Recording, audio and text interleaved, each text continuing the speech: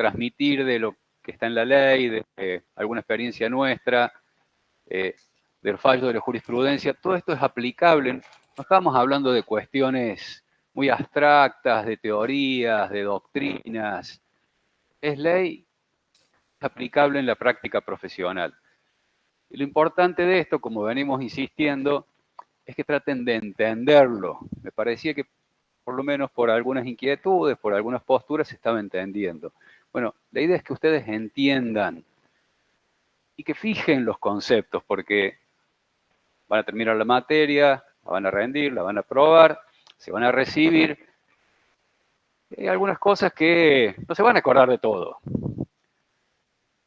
Pero cuando se les presente el caso, cuando lo vean, cuando tengan alguna situación que se vincule con lo que han estudiado acá, que si no se acuerdan con precisión, por lo menos se le despierten señales de alarma. Si no, esto está mal. O esto lo vimos de alguna manera y se resolvía de este modo, o había que tener en cuenta estas cuestiones. Que no se les pase, que lo tengan fijado el concepto. Después lo buscarán, lo analizarán, lo profundizarán, pero si no se les pasa, van a tener esa señal de alerta y van a poder resolverlo, van a poder resolverlo de mejor manera. Entonces la idea es esa. Y no se les va a pasar si ustedes lo entendieron, si ustedes lo comprendieron. Porque de memoria, salvo que tengan una memoria prodigiosa, es difícil que les quede. Entonces, esa es la idea de nosotros que buscamos el porqué, buscamos distintas formas de analizarlo, alguna contraria a lo que pensamos nosotros, para que podamos entenderlo y asimilarlo de esa manera. Y no algo que está en la ley. Y, a ver, nosotros siempre consultamos la ley. Por eso ustedes en clases están con ley, en los parciales van a estar con ley, en los finales, en el ejercicio de la profesión van a tener la ley en la mano. Y nosotros la estamos siempre. Porque siempre hay una cuestión que o no tenemos tan presente de memoria o que le encontramos una nueva vuelta. Entonces, la idea es entenderlo. Y me parece que va a ser la mejor forma de aprenderlo. Vamos a seguir entonces con la ley 19.549.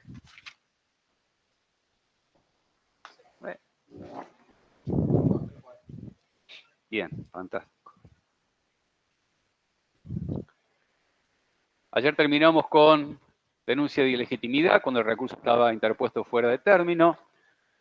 Vimos también la regla ante el silencio, la ambigüedad de la administración. Silencio, por favor. Y ahora vamos a ver en estas últimas modificaciones las excepciones.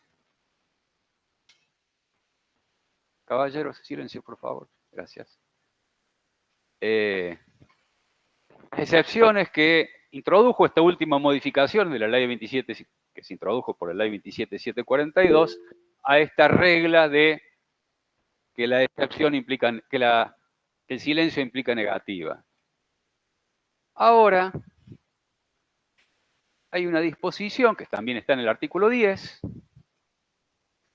que lo vamos a revisar,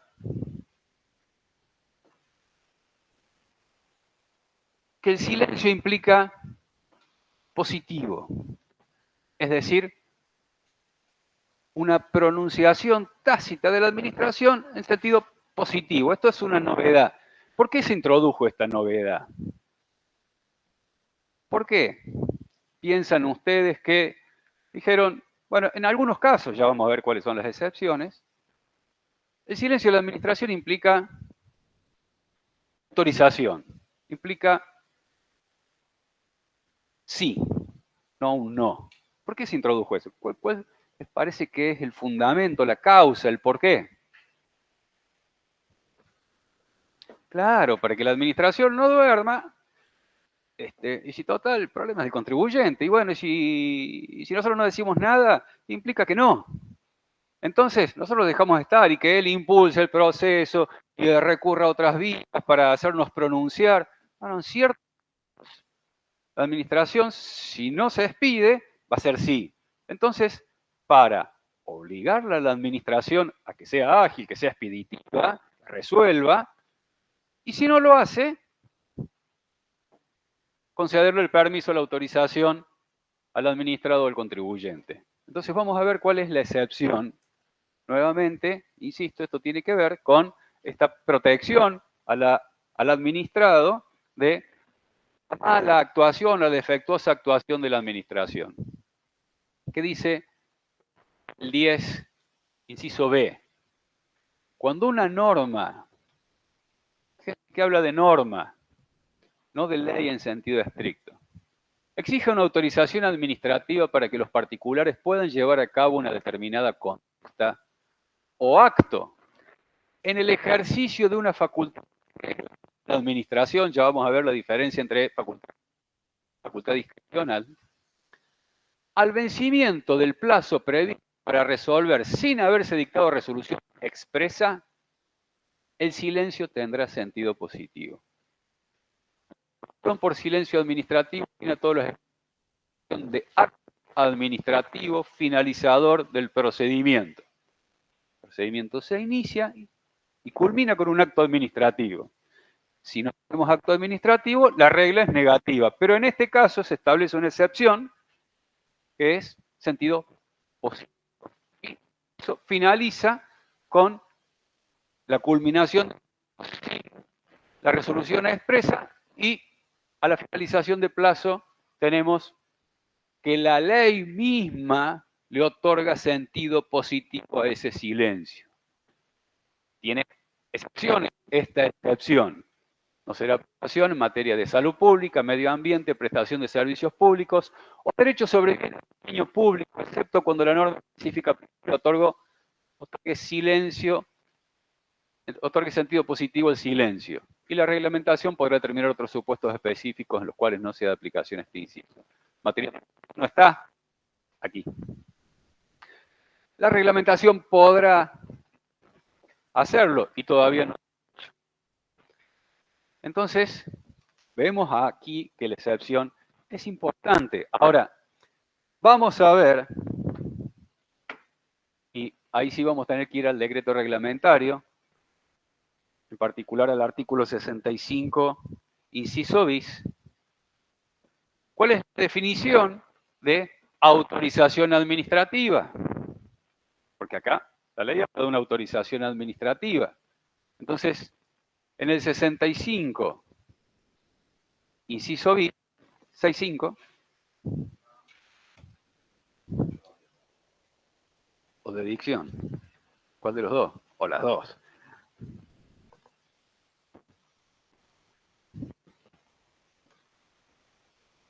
Fíjense que se entenderá por autorización administrativa el acto, mediante el cual la administración habilita el ejercicio preexistente del administrado, una vez verificado el cumplimiento de las condiciones para su dictado. Y la denominación del acto sería indistinta a efecto de su calificación como autorización, es decir, no hace falta que diga habilitación, permiso, autorización. Si cumple estos requisitos, es lo que la ley llama autorización. Si tenemos una divergencia entre el nombre que le da y la naturaleza, eso es lo que está diciendo el decreto reglamentario en su artículo 65, inciso bis. Entonces, estamos hablando de un derecho preexistente que tiene el administrado, y la administración, una vez verificado el cumplimiento de las condiciones para su dictado, habilita el ejercicio de este derecho preexistente. Materia tributaria. Primero, dijimos que íbamos a aclarar qué es facultad reglada y qué es facultad discrecional. En muchos casos, vamos a ir por la discrecional, en muchos casos la ley otorga facultades discrecionales al administrador. Es decir, que dentro de cierto margen establecido por la ley y regido por los principios que regulan el procedimiento administrativo, puede elegir qué hacer con una razonabilidad, adecuación de medios a fines. ¿En cuáles casos les parece a ustedes? Todavía no lo hemos visto. se les ocurre que puede haber un margen discrecional para que el fisco, por ejemplo, se maneje con elecciones que puede hacer.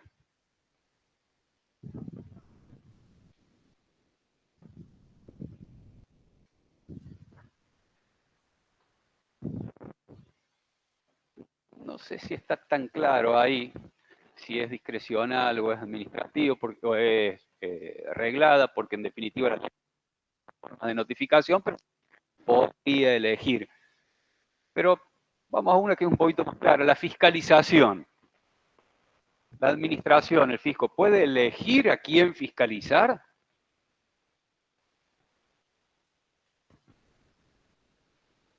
Sí, la ley le otorga, ya lo van a ver, facultades de fiscalización y puede elegir a quién fiscalizar. La ley no le marca, tenés que fiscalizar este. No, dentro de ciertos parámetros razonables, que no sea arbitrario, que tenga otra finalidad, que ya lo vamos a ver, puede elegir a quién fiscalizar. Y a mí me dicen una fiscalización, yo le puedo decir, no, a usted, ¿por qué me fiscaliza a mí? Y porque tengo facultades para hacerlo. Si no hay una persecución, si no hay otra finalidad, si no hay un motivo oculto dentro de esa fiscalización. Entonces es una facultad discrecional. Dentro de ciertos márgenes, el fisco puede elegir a quién va a fiscalizar y lo hace de acuerdo a ciertos parámetros que va eligiendo cuáles son. Dentro de los márgenes.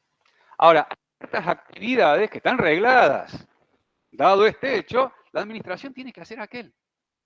No puede hacer otro. Y en este marco, ¿qué una diferencia entre facultad reglada y discrecional? Esto es básico lo que estamos hablando. Después hay libros escritos sobre facultad reglada y discrecional de la administración. Sí.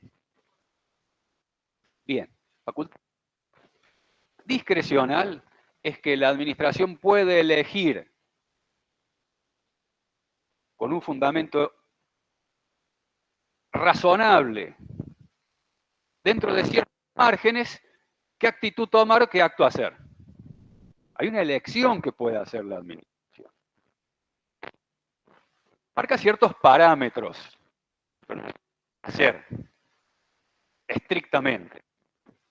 En la facultad reglada, la ley la impone, dadas ciertas condiciones y requisitos. Entonces no le queda otro camino a la administración. Tiene que seguir ese camino, está obligada, está como empujada a hacer eso. Ejemplo discrecional. Fiscalización, elegir a quién fiscalizar. Ejemplo de facultad reglada, y ahora sí vamos a este punto que estamos tratando. Hay un derecho preexistente que, dado el cumplimiento de ciertos requisitos, a la administración no le queda otro camino. Ustedes cuando vieron exenciones en el impuesto a las ganancias, ¿sí? ¿Vieron algunos fallos de exenciones? Círculo médico, Círculo Odontológico Comodoro Rivadavia, ¿lo vieron? ¿Sí? ¿Se acuerdan? ¿Se acuerdan? Círculo Odontológico Comodoro Rivadavia era un círculo a una gremio, a distintos profesionales de la salud, prestaba servicio. No tenía un fin de lucro, como no tenía un fin de lucro, estaba encuadrada dentro de una de las incisos de las exenciones de la ley del impuesto a las ganancias. También tenía acciones en una clínica. Entonces la DG dijo, no, acá hay una actividad comercial, con lo cual la exención no procede. Cuando el caso llegó a la Corte dijo, mire, usted no otorga o deniega exenciones, le dijo a la DGI. Usted lo que otorga es un certificado de exención acreditando que esta persona, ante terceros, acreditando que esta persona cumple los requisitos legales. La exención viene dada por la ley, no por la DGI. Lo que hace la DGI es simple verificación del cumplimiento de requisitos formales y otorga el certificado. ¿De qué sirve ese certificado? Para que terceros que contratan con el círculo no le efectúen, por ejemplo, retenciones de impuestos a las ganancias. ¿Cómo el tercero tendría que posibilidades de verificar que el círculo cumple los requisitos para estar exento? Si yo soy un tercero, le tengo que hacer una retención al círculo, ¿y yo cómo voy a saber si está exento o no está exento? El fisco otorga un certificado. Certificado de exención. Ahora, como dijo la Corte en Círculo Odontológico, Rivadavia, sí, sino el certificado de exención. ¿Se entiende la diferencia? Bien. Ahora podemos traspolar, por ejemplo, lo que dice el artículo 10, inciso B de la ley. De vuelta a la ley. Me parece que está Profe, sí. ¿Podría revisar la conexión del micrófono? Porque se entrecorta bastante en el Meet. Gracias. ¿Ahora me escuchan bien? ¿Se escucha bien ahí? Sí, Bien. parece que mejoró. Ahí fueron a buscar Gracias. otros micrófonos por si este sigue con problemas. Vamos al B. Ahí está. Cuando una norma exige una autorización administrativa para que los particulares puedan llevar a cabo una determinada conducta o arco en el marco del ejercicio de una facultad reglada, no discrecional. Al vencimiento, el silencio tendrá el silencio positivo. Y volvamos al 65 bis del decreto.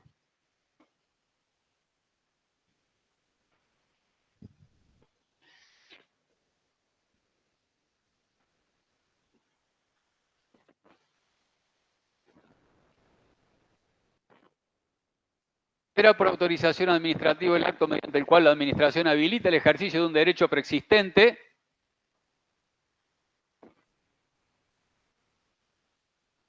del administrado, una vez verificado el cumplimiento de las condiciones para su dictado. Entonces, traspolando lo que hablábamos recién de la exención y del certificado, el administrado, si cumple con los requisitos que marca la ley, ¿tiene un derecho preexistente a gozar de la exención? Sí, porque la ley le da la exención, lo dijo la Corte. Lo que le otorga la certificado. Ay, se cortó. Gracias.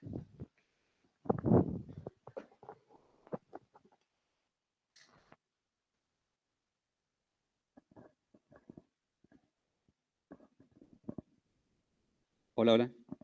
¿Se escucha bien? Lo que le otorga la DGI es un certificado que acredite esa exención. Pero si tiene o no el certificado, no le quita el carácter de exento. Sirve para la actuación ante terceros. Entonces, este sería el caso de el silencio positivo. Si el contribuyente, que está en condiciones de solicitar el certificado de exención, lo pide ante la DGI, y la DGI, silencio. Fíjense que hay un plazo que, vencido ese plazo, el silencio tiene sentido positivo. ¿Se entendió? ¿No? ¿Sí? Hay un plazo que está bien, no tenemos aquel plazo. Hay un plazo que fíjense que el mismo, podemos agrandar porque no me traje los lentes. Ahí está, ¿sí? Fíjense lo que dice el 65 ter. Los procedimientos administrativos para la obtención de la autorización deberán tramitar por el TAD o la plataforma que la repartición correspondiente utilice esos efectos. Se procurará la automatización del cumplimiento de las exigencias reglamentarias aplicables. Todo tiene que ser automático, rápido, fácil. ¿Sí? Y en las plataformas se indicarán las condiciones necesarias para obtener la autorización, la aplicación del silencio con efecto positivo y el plazo para que el mismo se tenga por configurado. La misma plataforma, cuando uno inicia el expediente, le va a decir, mire, acá hay silencio positivo, que transcurrido cierto plazo, que para ciertos trámites puede ser de un tiempo determinado, para ciertos otros trámites de otro tiempo determinado. ¿Tá? Entonces, el plazo va a estar fijado de acuerdo a cada uno de los trámites. Pero la misma plataforma, cuando uno inicia el trámite, le tiene que decir, che, acá hay silencio positivo que se va a configurar transcurrido tal tiempo. Tiene que facilitar, tiene que ser todo fácil. No oscuro, hay que ir a la norma, hay que buscar en la otra, en el otro reglamento. Si esto se hace por una plataforma, la plataforma me tiene que decir todo. El sistema me tiene que decir todo. ¿Está? ¿Se entendió? Bien.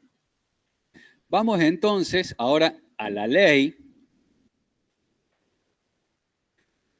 y veamos el artículo 1 bis, inciso G, apartado 9. Sí.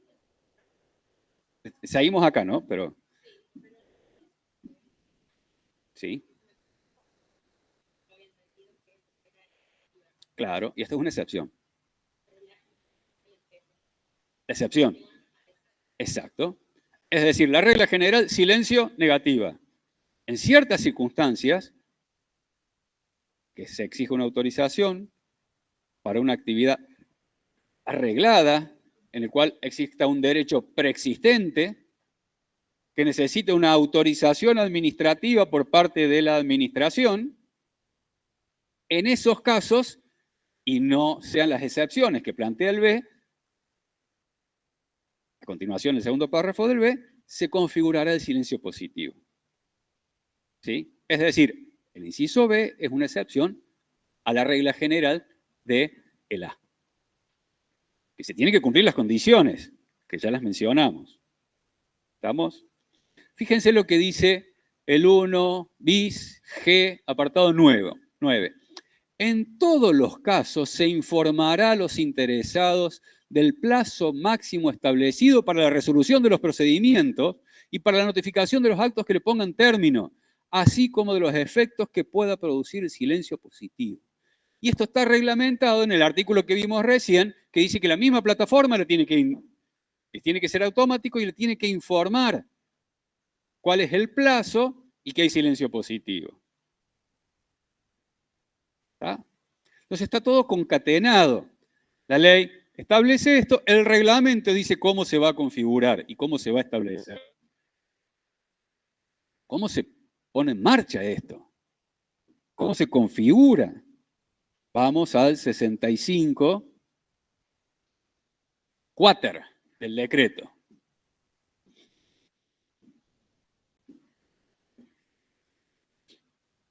Cumplido el plazo previsto en el apartado 8 del inciso G del artículo 1 bis de la ley, o el que la normativa específica establezca, así como las condiciones previstas reglamentaria o normativamente para el otorgamiento de la autorización administrativa, se configurará el silencio con sentido positivo.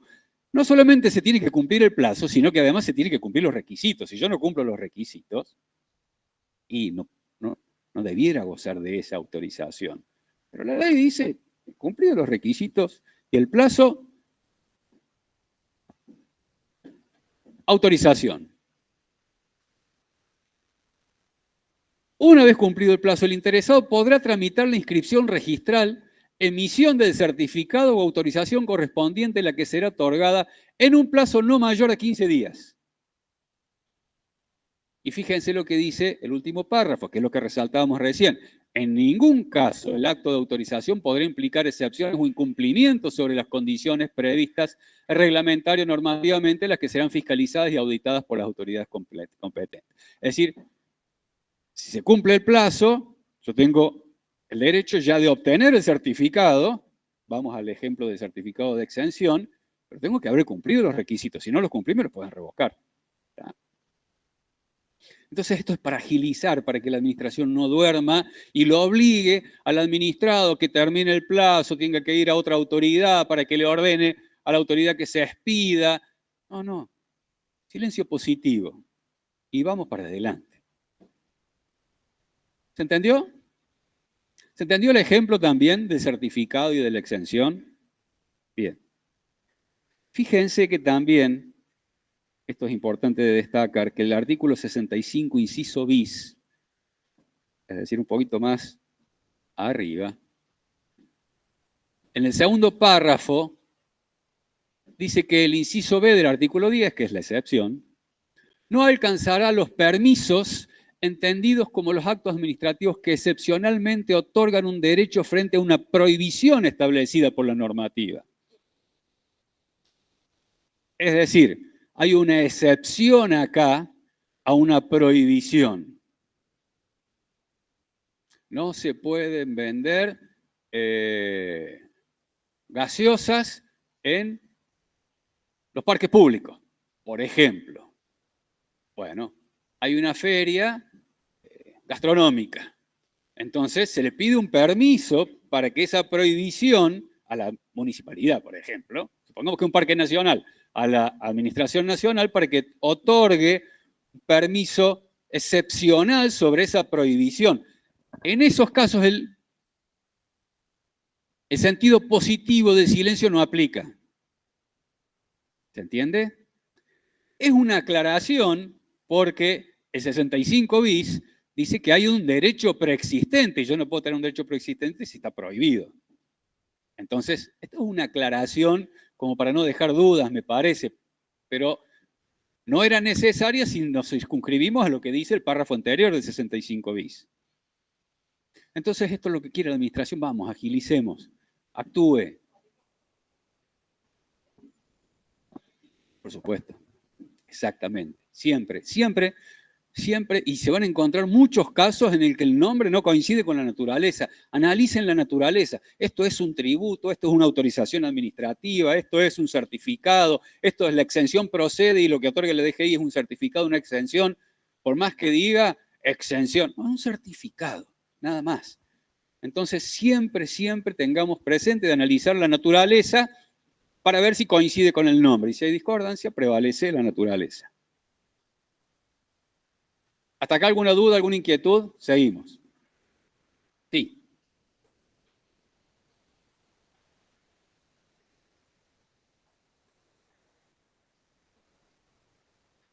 Sí. No lo sé, porque esto se modificó la semana pasada. ¿Cómo? Ah, bien.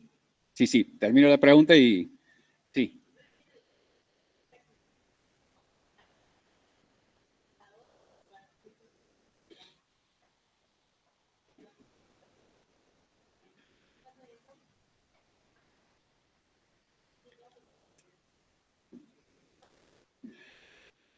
Es excelente la observación de la compañera. Para los que están vía remoto, les transmito lo que ella dice.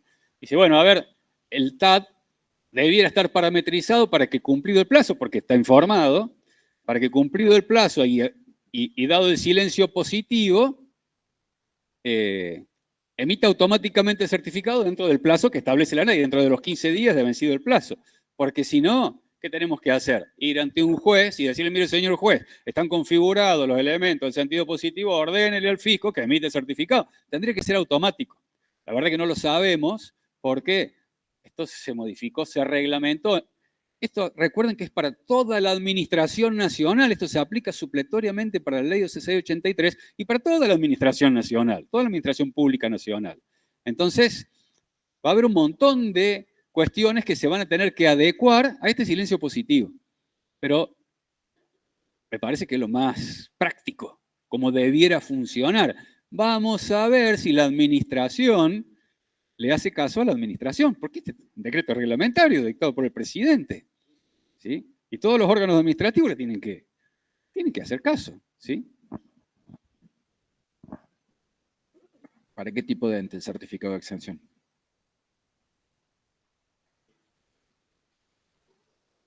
Sin fin de lucro.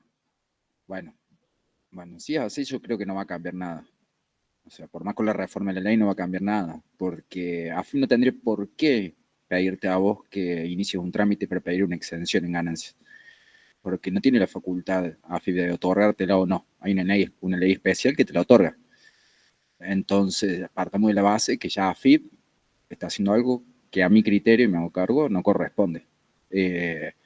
Entonces, ¿por qué, si tenía la exención, vamos a suponer, de una fundación, porque no tenés un papel, por qué se apuraría en traerte un certificado por tener la ley de procedimiento administrativo?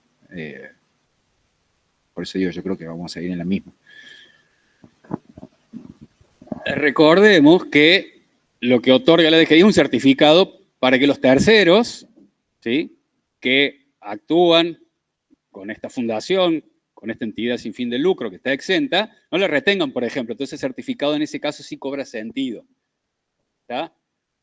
Está bien, debiera ser automático, pero por el cumplimiento de ciertos requisitos que deberían ser formales. Por eso el TAT, el decreto dice que el TAT automatizará esto. Decir, che, a ver, usted tiene que subir el estatuto, tiene que subir la autorización, la inscripción en la parte de personas jurídicas, de entidades sin fines de lucro, y otros 2 o 3 requisitos, y listo, va. Certificado va. ¿Ya? Debería ser, por eso dice, habla de automatización. ¿Para qué? Para quitarle, como es una facultad reglada, no discrecional, para quitarle ese poder a la administración. ¿Ya? Yo coincido en lo que dice colega Carrizo, de que el fisco le va a seguir poniendo ruedas a esto, por lo que hemos dicho en otras circunstancias. Por las macanas que hacen unos pocos, paga todo el resto. Entonces, para evitar que esos pocos hagan macanas, ponen trabas a todo el mundo. ¿Ya? El fisco funciona así. Pero bueno, a ver, todas estas modificaciones de la ley, vamos a ver cómo andan, ¿no? Porque aún esta misma administración está haciendo cosas que son contrarias a lo que dice la ley y a lo que propone en esta ley. Y las ha hecho. La prórroga de la suspensión de los certificados de exclusión de retenciones y de percepciones aduaneras. Prorrogó este gobierno. Y es contrario a las modificaciones que propone. Entonces vamos a ver cómo anda esto. Está muy lindo, pero está muy lindo estudiarlo, conocerlo y después vamos a ver cómo se aplica en la realidad. ¿Sí? A mí me parece que van a seguir con las trabas, con los problemas. Fíjense que cuando el fisco pide una información, el cumplimiento de ciertos recaudos que aparecen como no cumplidos, se suspende hasta que el contribuyente cumpla ese requisito o ese requerimiento, se suspende el plazo del silencio positivo, es decir, no corre. Che, mirá, acá esto es automático, usted subió esto, che, le falta esto. Íntimo. Durante ese tiempo que el contribuyente no cumplió, se suspende este plazo, no corre. Para que obviamente tampoco tengamos, no, sí, yo subí, no, acá esto no lo cumplió. Tiene que cumplir, no lo cumplió. ¿Se entendió? Sí.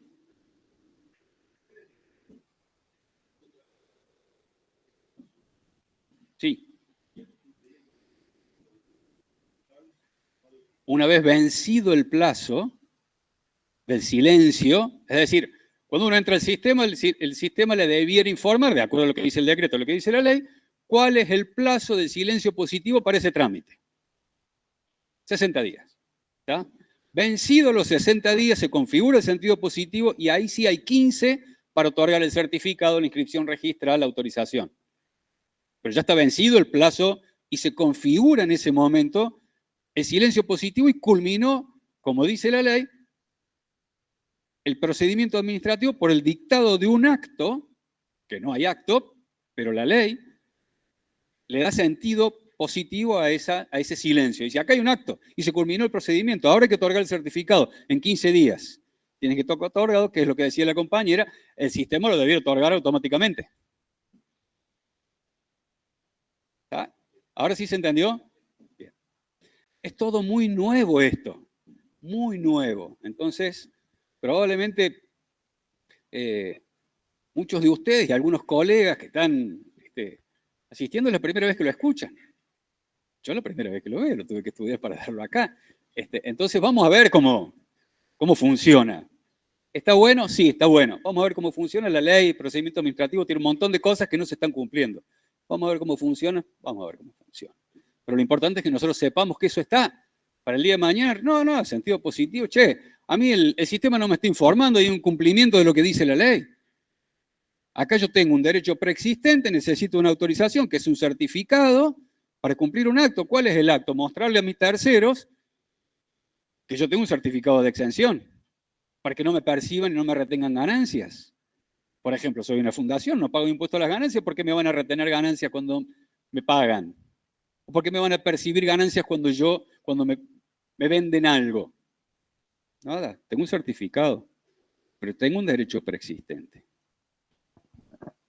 ¿Estamos? ¿Seguimos? Sí.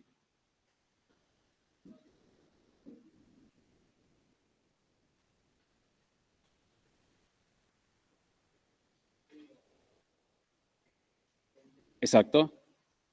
No va por esto. No. Ah, como vimos ayer. Como vimos ayer. Es buena la pregunta. Artículo 10, silencio negativa. ¿Pero qué dijimos ayer sobre la notificación de la denegatoria de la prórroga? La ley le impone a la administración que se expida expresamente, y no solamente que se expida, sino que lo notifique y que lo haga con cierta antelación. Entonces, en mi opinión, ahí tenemos una excepción al 10 que no va por al 10A, que no va por el B, sino que va por lo que dice el 1G, apartado 5, 6 de la ley. ¿Está? Entonces, ahí tenemos otro camino que recorrer de acuerdo a lo que nos marca la ley. Esa es mi opinión. Pero, obviamente, que es buena tu acotación, yo no tengo una facultad, un derecho preexistente a que me den la prórroga, no. Y ahí sí el fisco tiene una facultad discrecional. No es reglada. ¿Qué es? Otorgarlo o no. Es discrecional. Puede elegir otorgarlo o no. ¿De acuerdo a qué? Y de acuerdo a la naturaleza del procedimiento y a la situación que se le presenta. Che, te pedí que me aportaras una documentación, una factura. Necesito una prórroga. Pero si es de la semana pasada, la factura es del mes anterior. No tenés que andar buscando hace 5 años. Necesitas una prórroga para una factura. Si yo invoco una razón fundada, mire, acá tuve un incendio que acredito, o cambié de asesor, o la administración sufrió un inconveniente y se nos perdieron los papeles. Bueno, la administración podrá hacer lugar o no. Ahí tenemos una facultad discrecional. Tiene que fundar la negativa. Dijimos que tiene que estar fundada. Pero es discrecional, otorgarla o no. Ya vamos a ver cuando veamos el 17 y el 71 de la 11.683, que es facultad discrecional otorgarlo o no, pero no el plazo. El plazo está establecido por la ley. Si lo otorga es el plazo de la ley. Hay alguna jurisprudencia que dijo, y si tiene facultad de otorgarlo o no, también tiene facultad para otorgarlo por un plazo menor. No es lo que dice la ley. ¿Está?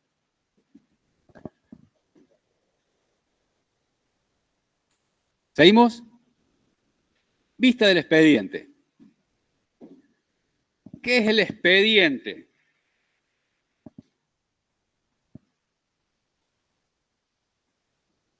Me parece que está en el artículo 7 del decreto reglamentario, la definición de expediente, pero lo vamos a leer. Es el conjunto ordenado, porque la propia norma da una definición, de documentos y actuaciones que sirven de antecedente y fundamento al acto administrativo, así como las diligencias encaminadas a ejecutarlo. Conjunto ordenado de documentos y actuaciones que sirven de antecedente y fundamento al acto administrativo. Es decir, cada vez que hay una actuación de la administración, eso se va archivando. ¿A dónde? En un expediente, forma ordenada, cronológica y foliada, se le pone número. ¿Para qué? Para que esté todo compilado y ordenado en un solo lugar.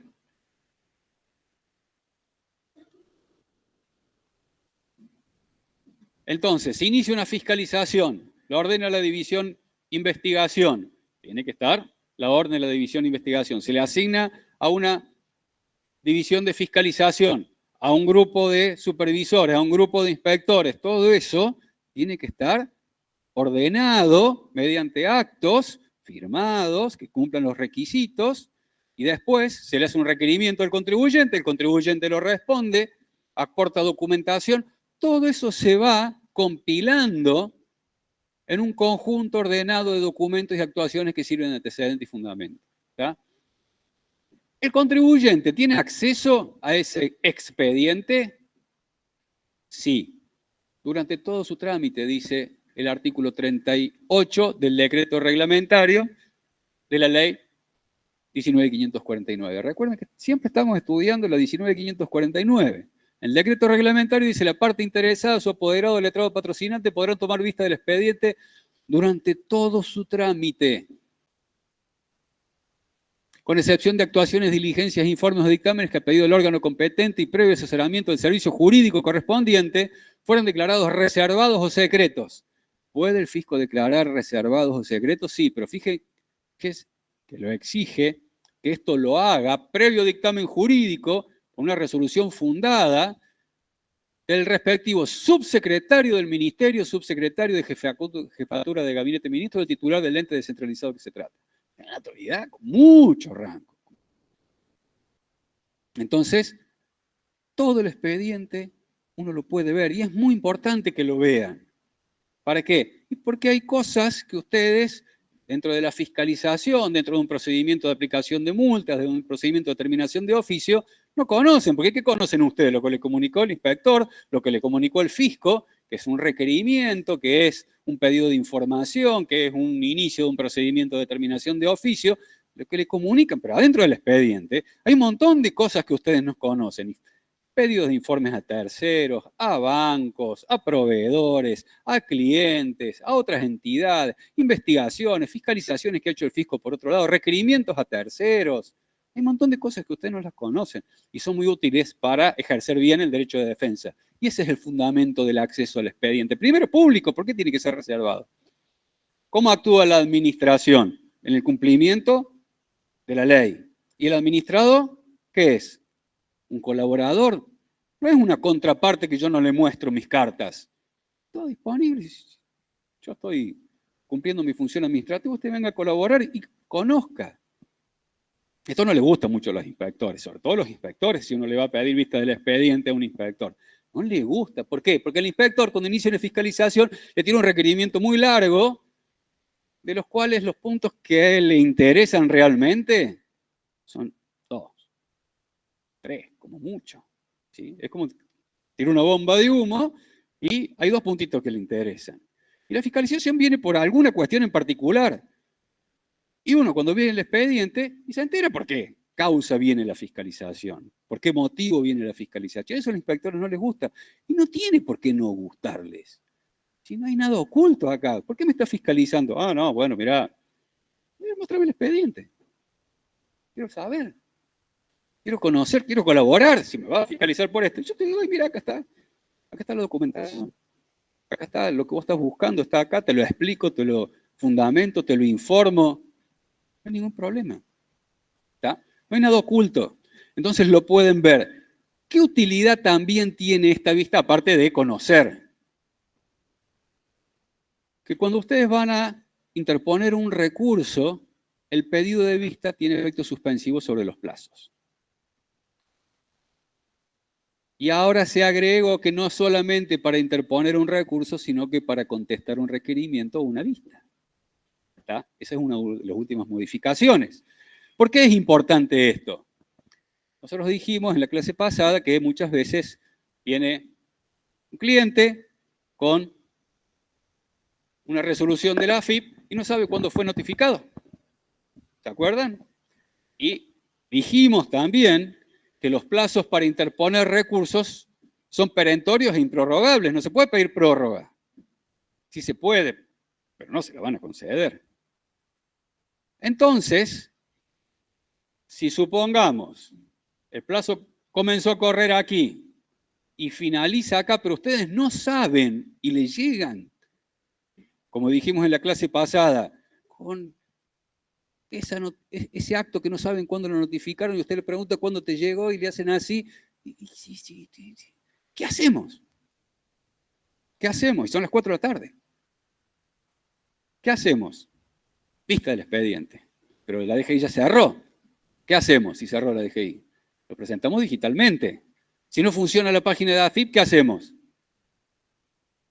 Nos vamos al correo. Exactamente.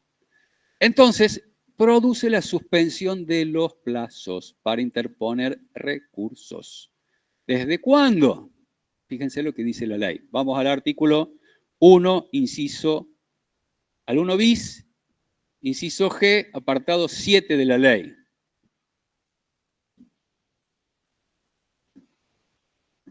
1 bis, inciso G, apartado 7.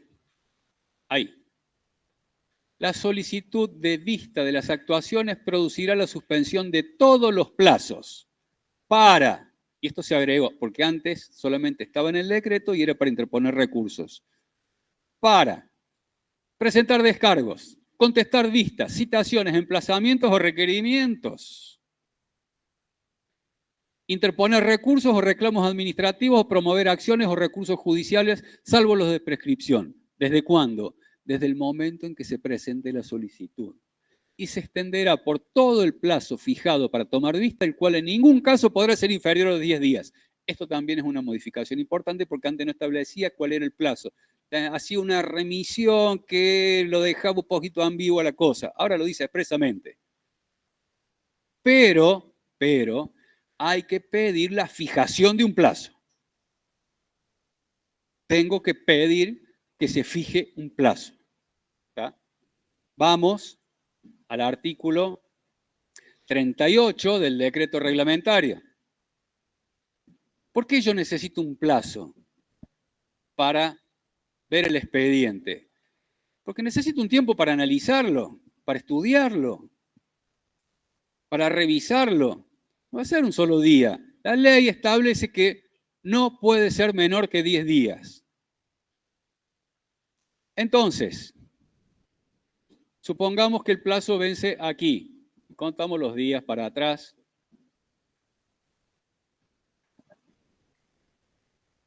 Si yo pido vista del expediente aquí y que se fije un plazo, desde este momento que yo lo pedí, se suspende.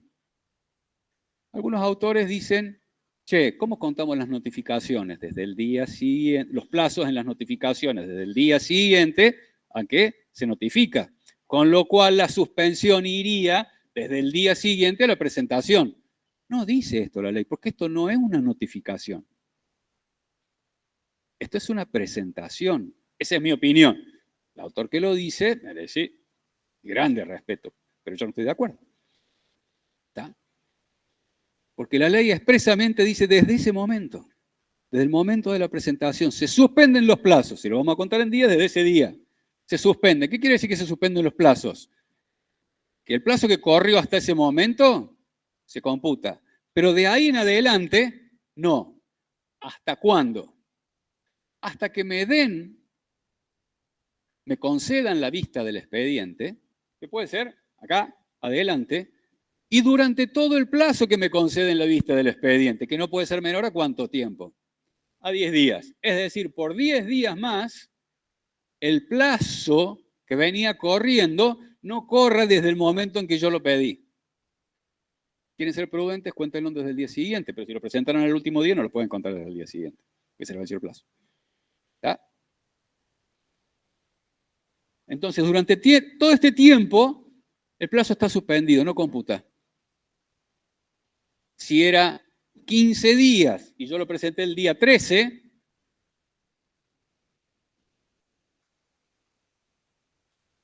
no el número 13 del día, sino el número 13 del plazo, ¿está? El 13 no computa, en mi opinión, es decir, computaron 12, perdón, acá sería el 14 en el ejemplo, sería el 14, es decir, computaron 13, el 14 y el 15 no computan, hasta que me dan vista, si me lo dan por 10 días por lo menos, me lo pueden dar por más, durante todo este tiempo no computamos. Cuando termina el plazo de vista, yo tengo 2 días más para interponer el recurso o cumplir el acto que está en la ley. ¿Ah? Entonces es muy importante, porque en este caso que planteamos recién, que viene el cliente con un acto que no sabe cuándo fue notificado y pedimos vista inmediatamente para suspender el plazo que esté corriendo y después podemos averiguar. Y durante todo este tiempo, es decir, hasta que me lo conceden y por los 10 días, no corren los plazos. Y si estamos en el último día, bien. ¿Cómo? Antes no la concedían. Hay algunos casos en que la concedieron al año, a los 2 años. Hoy están siendo más diligentes en la concesión de la vista. No, no hay opción que te digan no, porque el decreto reglamentario dice que vos tenés acceso al expediente, ¿sí? Es decir, deben concedértela. Lo que podrían no mostrarte cuando vos vas a tomar vista, ¿qué es? Los expedientes reservados, pero en ese caso vos tenés que pedir la decisión del funcionario que sea competente para declarar reservado esa parte del expediente, porque el expediente puede tener un montón de cuerpos. Cuerpos investigación, cuerpo fiscalización, cuerpo circularización a proveedores, cuerpo circularización a bancos, cuerpo copia de cheques, cuerpo circularización a transportistas, etcétera, etcétera. Cuerpo información aportada por el contribuyente. Puede tener distintos cuerpos que son separaciones dentro del mismo expediente, para no hacer un expediente todo largo así, ¿tá? Como si fueran capítulos. Pero si hay alguno que está reservado, tiene que estar esa. ¿Sí? ¿Y cómo toman vista del expediente? Si el expediente va por el TAD, ustedes toman vista entrando directamente. Fíjense que el artículo 35 del decreto 38 del decreto reglamentario establece el modo de pedir vista del expediente. Si es electrónico el expediente, ustedes pueden acceder y tomar vista. Pero para que se suspenda, tienen que pedir la fijación de un plazo, porque si no, toman vista y no hay ninguna suspensión. ¿Está?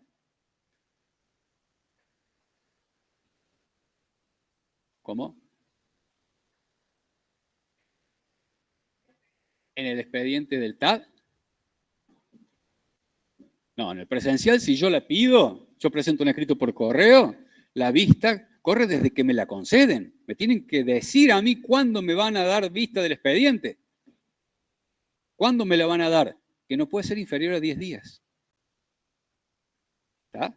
Entonces, fíjense lo que dice el 38. Podrá pedirlo, bla, bla, bla. Vista de expediente, soporte de papel.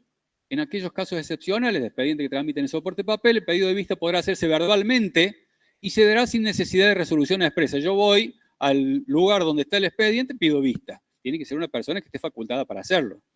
O el mismo contribuyente, el mismo interesado. En la oficina que se encuentra el expediente, aunque no sea la mesa de entrada.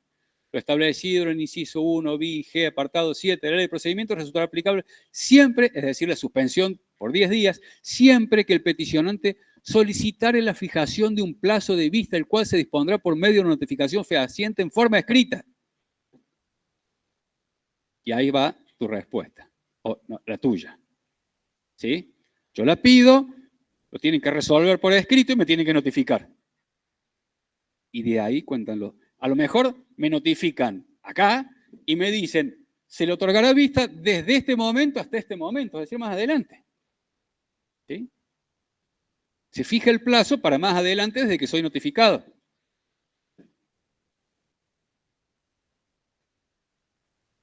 El día de vista se considera que abarca sin límites el horario de funcionamiento de la oficina en la que se encuentra el expediente. No puede decir, che, venga a tomar vista tal día, de tal hora a tal hora. Todo el día, en todo el momento. Y nos ha pasado que nos notificaron de tal hora a tal hora, ¿te acordás? ¿Sí? A pedido del interesado y a su cargo se facilitarán copias de las piezas que solicitare. Yo quiero copia de esto, de esto, de esto, de esto, de esto. Lo tengo que pagar yo las copias. Las recomendaciones pidan copia de todo.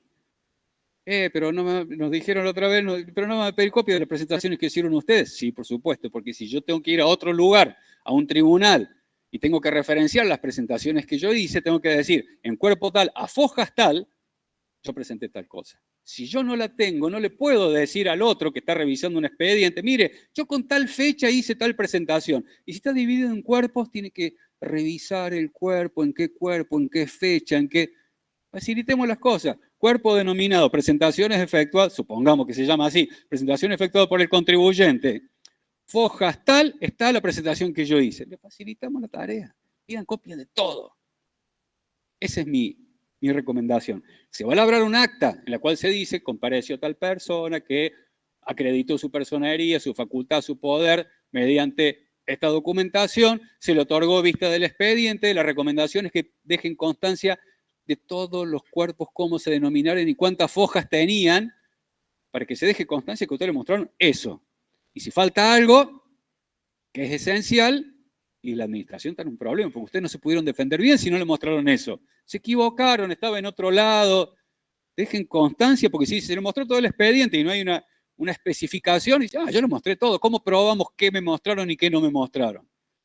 Detalle, nombre y cantidad de fojas que tiene cada cuerpo.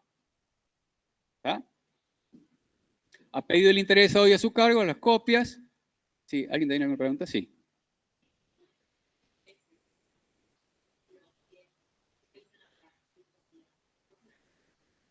No, porque se suspende. Por supuesto, si eso es lo que dijimos.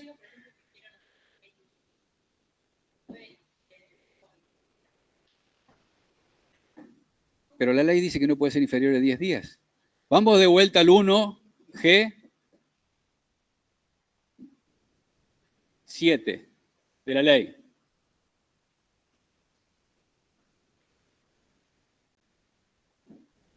Producirá la suspensión de todos los plazos para presentar, bla, bla, bla, bla, desde el momento en que se presente la solicitud.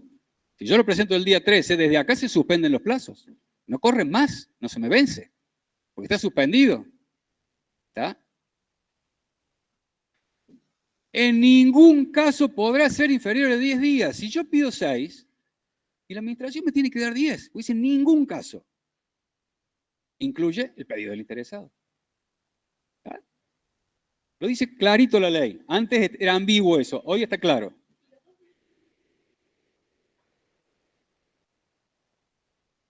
Nosotros dijimos que teníamos 15 días. Nosotros dijimos que teníamos 15 días. ¿Está? El pedido de vista lo hicimos el día 14. ¿Cuántos días transcurrieron antes del 14? 13. ¿Cuántos días me quedan?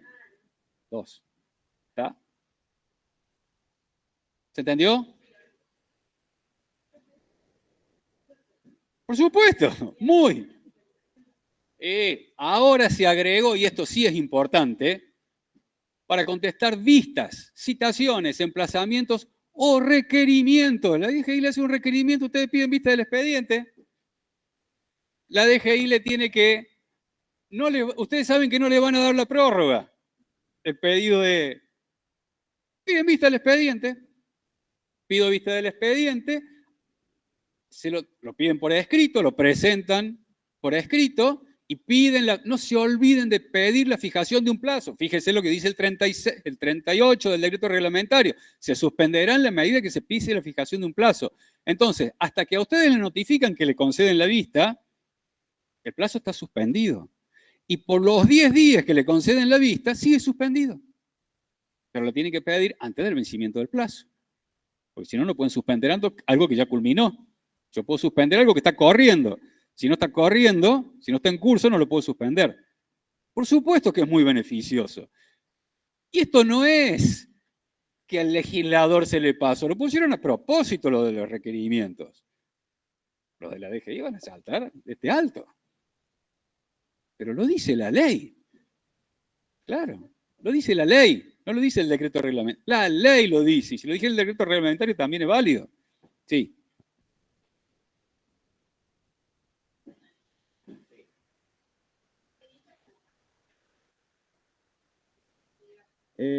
Afecta a lo que hablamos ayer. ¿Sí? Así, si pedí vista y que no se note que era para suspender el plazo. Voy a tomar vista del expediente, lo reviso, pido copia. Si no voy, está suspendido el plazo. Porque la ley dice, no dice salvo que el contribuyente no concurriera. Está suspendido el plazo. Pero no se va a tomar bien del otro lado. Sí. Sí. Es muy buena la pregunta. Es muy buena la pregunta. ¿Cuál es el fundamento que yo me pueda defender? ¿Está? Entonces, yo el segundo día de estos 10 que me dieron, ya lo vi el expediente, pero yo pedí una fijación de plazo ¿para qué? Para estudiarlo, para analizarlo, para evaluarlo. Entonces necesito esos 10 días. ¿Está? Por eso la ley no dice, si ustedes van a ver, toman vista el segundo día, los 8 que le quedan, no se suspende, no se produce el efecto de suspensión, empieza a correr ya el plazo, ¿no? Dice, por el plazo que no puede ser inferior a 10 días. entonces está suspendido. Y nosotros siempre sostuvimos ese criterio. Che, si lo fuiste a ver y los otros días, y no, si yo el plazo lo necesito para estudiarlo, no para verlo, para analizarlo. Y algunos decían, y con criterio de prudencia, y no los computemos. Ahora la ley lo dice con todas las letras. ¿Está? ¿Alguna inquietud, duda? Que nadie pregunta, ¿para qué sirve el pedido de vista presencial si no suspende el plazo? ¿Para qué lo usaríamos? Claro, porque todos hablamos de las bondades de pedir fijación de plazo y que suspenda el plazo para recurrir el acto, o en este caso contestar un requerimiento, pero ¿para qué alguien iría y tomaría vista presencialmente sin solicitarlo con fijación de plazo? No, no te las van a dar. En la práctica no te las van a dar. Se utiliza, porque ustedes van a aprender más adelante, que los actos administrativos tienen que cumplir con ciertos elementos esenciales, porque si no pueden ser de nulidad absoluta o relativa.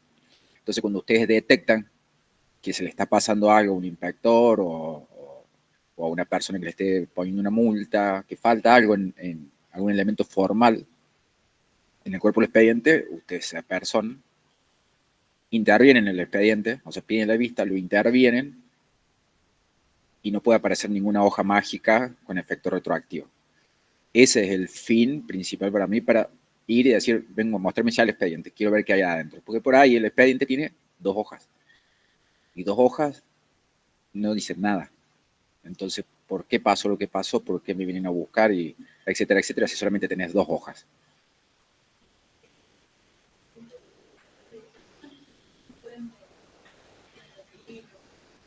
Lo que pasa es que preguntan qué tiene un expediente. Ustedes se van a encontrar en fiscalizaciones que cuando vas a pedir el expediente solamente tienen la notificación que te llegó a vos.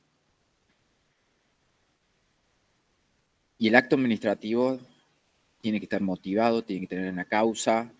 Ya van a ver un fallo más adelante de un abogado que le abría en fiscalización a sus clientes adrede y se dio cuenta de esta manera, dándose cuenta que pidiendo los expedientes y que no había los informes de investigaciones pertinentes para que se impulsara la fiscalización. Entonces, por más que el fisco es discrecional en la apertura de una fiscalización, tiene que estar motivada, tiene que tener una causa, no puede ser, se me cruzó en rojo en semáforo, lo persigo. Hay un caso así de una persona que estacionó un auto muy caro en la puerta de DGI y le abrieron una fiscalización. O sea, entonces, para esto les sirve. Si ustedes detectan que en el expediente hay cosas raras o faltan cosas, lo intervienen y ya de ahí para atrás ya pueden tener elementos para defenderse. Fíjense que lo que dice el contador Carrizo. Artículo 38 del decreto reglamentario, hay 2 formas de tomar vista. Me voy al expediente, lo veo, puedo hacerlo en todo momento. ¿Ah? No, tengo que pedir la fijación de un plazo. Yo puedo ir presencialmente, pero tengo que pedir la fijación de un plazo. Si yo pido la fijación de un plazo, ahí sí se suspende. ¿Está? Siempre. ¿Está? Ahora, cuando yo voy a tomar vista del expediente, dijimos que se labra un acta. Y esa acta se incorpora al expediente con cierta fecha. Y la tienen que foliar esa acta. Y ustedes, por eso también, tienen que decir, bueno, yo dejé constancia que tomé vista de tales expedientes, tales cuerpos, que tenían tantas hojas. ¿Para qué? Para que no pueda aparecer uno que tenía que estar y que no estaba porque no lo habían ordenado, porque no le habían puesto la fecha, porque no estaba el que lo tenía que firmar entonces, y que era necesario para que todo siguiera adelante. Cuando ustedes vean clausura, van a ver que el plazo para que la administración se despide es muy corto. Son 5 días, en algunos casos. Después de la audiencia de clausura, tiene que pedirse en un plazo muy corto. Entonces, al día 6, ustedes van, toman vista del expediente, tac, labran el acta, no está el acto. Y ahí discuten si el acto dictado con fecha posterior, porque ¿qué puede pasar? Que lo dicten con fecha posterior y le pongan fecha anterior. Cuando ustedes intervienen en el expediente de esa manera, eso no puede pasar. A eso apuntaba el contador Carrizo, ¿se entendió? Bien, y fíjense que vamos de vuelta al artículo 38 del decreto reglamentario, que en el TAD, que el expediente está colgado todo en el sistema, ustedes tienen acceso. Y también pueden pedir que se les fije un plazo. ¿Para qué? Bueno, ya tuviste acceso, ya lo viste. Bueno, pero ahora necesito estudiarlo. Para eso está el plazo. no es sencillamente para ganar tiempo, lo necesito estudiar, no lo puedo estudiar en un día. Necesito un plazo y durante ese tiempo que yo necesito estudiar el expediente, los plazos para interponer recursos, contestar requerimientos, contestar vistas, emplazamientos, etcétera, están suspendidos. Es muy beneficioso, como bien señaló la compañera acá. Para requerimientos y para recursos es muy importante. Y es muy importante no solamente para ganar tiempo, es muy importante para ver lo que hay adentro, porque muchas veces los elementos que están adentro del expediente nos favorecen. Entonces es muy importante siempre tomar vista del expediente. Más cuando van a hacer una defensa, que hay un recurso para interponer, hay una vista para contestar. Es muy importante. Sí. Es muy buena la pregunta. No prevé la ley que las sucesivas vistas no suspenden. Y algunos autores dicen que sí, suspenden. Yo puedo pedir vista de vuelta, porque necesito tomar vista de vuelta. ¿Tá? Ahora, estos autores mismos dicen también que si esa actitud se ve como recurrente para suspender el plazo, la administración puede decir, usted tome toda la vista, pero los plazos no se suspenden. A mí me parece que los 10 días debieran ser suficientes, salvo que estemos hablando de expedientes muy voluminosos como para estudiarlo y para verlo. ¿Tá? Entonces, tengamos cuidado, si el expediente va en el TAD, hoy no está en el TAD, pero de acá hasta que ustedes se reciban y empiecen a ejercer la profesión, probablemente esté en el TAD. Dice, che, vamos a ver el expediente. Si accedes al expediente y no pedís la suspensión del plazo, no tenés los 10 días para verlo. Tenés que pedir la suspensión de plazo. Fíjense que en el artículo 38 del decreto reglamentario está el procedimiento para pedir vista del expediente electrónico en el TAD con suspensión de plazo. Hay que pedirlo. Léanlo, lo van a ver y se van a dar cuenta. Por supuesto. Si lo necesitan, sí. Si no lo quieren, no. Pero si lo necesitan, sí. Siempre hay que pedir la suspensión de plazo. No seamos recurrentes que de cada requerimiento pido vista del expediente con suspensión de plazo. Me hacen otro requerimiento, vista del expediente. No seamos así. ¿Está? A ver, tratemos de hacer bien nuestro trabajo. ¿Lo necesitamos? Sabemos que está la herramienta. Pero la vamos a usar siempre y no sé si está buena. A mí me parece que no. Es un consejo. ¿Está?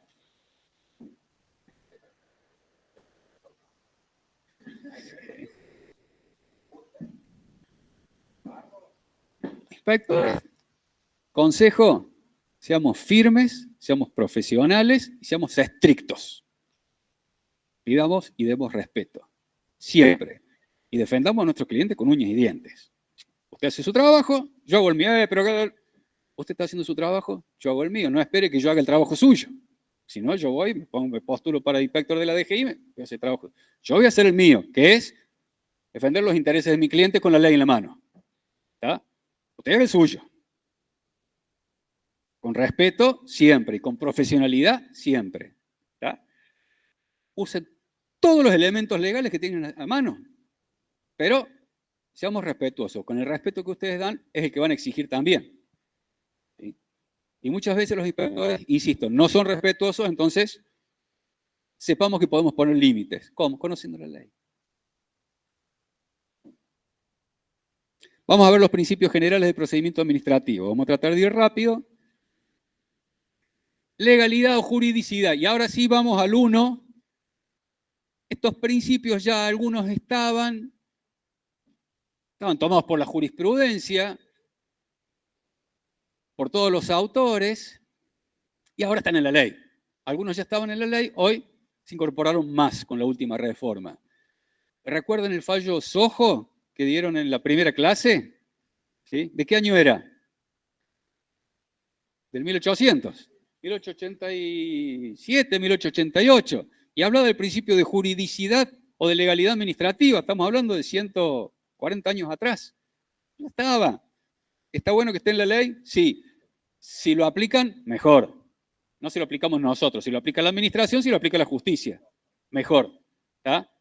Pero en el 1 bis están los principios, están un poquito más arriba. Son principios fundamentales del procedimiento administrativo. Juridicidad. ¿Qué es la juridicidad? Esto que venimos hablando. Poder Ejecutivo ejecuta la ley. Solamente puede hacer lo que le autoriza la ley. Si la ley no lo autoriza, no lo puede hacer. ¿Tá? Esto se discutió cuando la DGI, sin fundamentos, hoy tiene algún argumento legal, una autorización legal, pero para ciertos casos, como ya lo vimos, suspendía la quit. Fueron a la justicia y la DGI dijo, mire, si yo puedo otorgar la quit, yo la puedo sacar. No, dijo la Cámara. A usted le han dado facultades para otorgar la quit, pero para suspenderlo no las tiene. Si yo lo puedo dar, lo puedo quitar, quien puede lo más, puede lo menos. No. Vamos a un ejemplo, traspolemos esto a una analogía. ¿Alguien tiene hijos acá?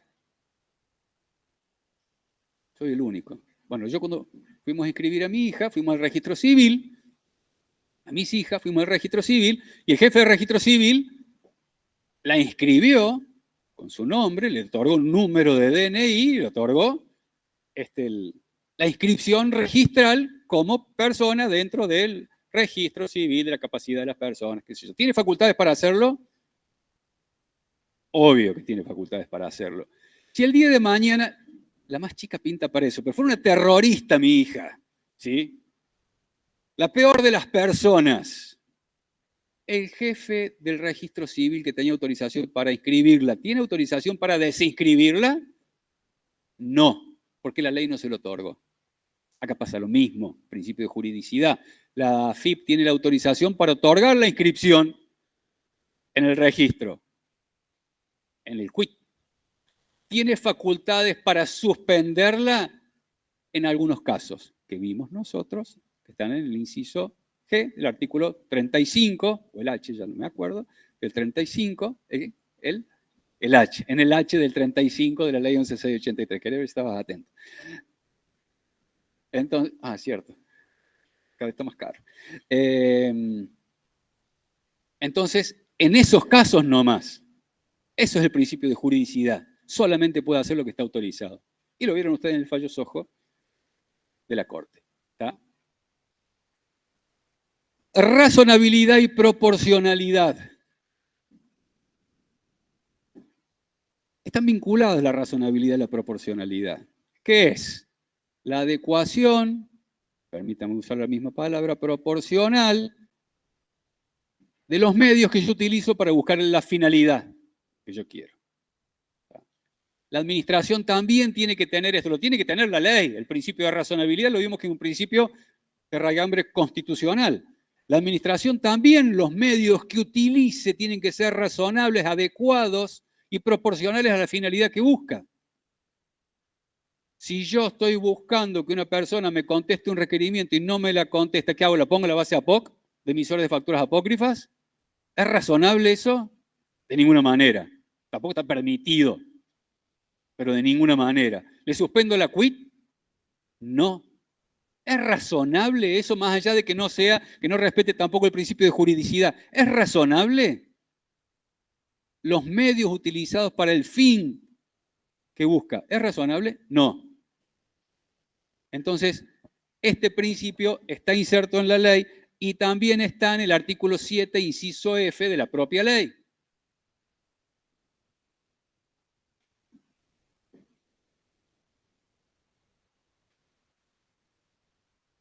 Las medidas que el acto involucre deben ser razonables y proporcionalmente adecuadas a aquella finalidad. Inciso F, el acto administrativo, estamos hablando del acto administrativo, habrá de cumplirse con la finalidad que resulte de las normas que le otorgan las facultades pertinentes del órgano emisor, sin poder perseguir encubiertamente otros fines públicos o privados distintos de los que justifican el acto, su causa y objeto. Las medidas que el acto involucre deben ser razonables y proporcionalmente adecuadas a aquella finalidad. Está clarito como el agua, ¿se entiende lo que quiere decir la ley? La finalidad que busca, las medidas tienen que ser adecuadas, razonables y proporcionalmente adecuadas a aquella finalidad. Rige el principio de actuación de la administración pública. También se incorporan en el 1 la buena fe y la confianza legítima. La buena fe es básico en el Estado. Dijo la Corte, el principio de ejemplaridad debe presidir los actos estatales. Tiene que ser ejemplar el Estado. Y la buena fe es esencial. en eso. Y la confianza legítima, ¿qué es la confianza legítima?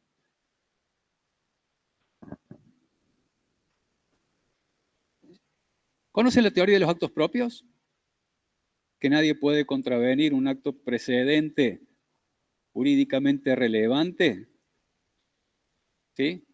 Si yo actúo de una manera, después no puedo actuar de otra manera que contradiga lo anterior.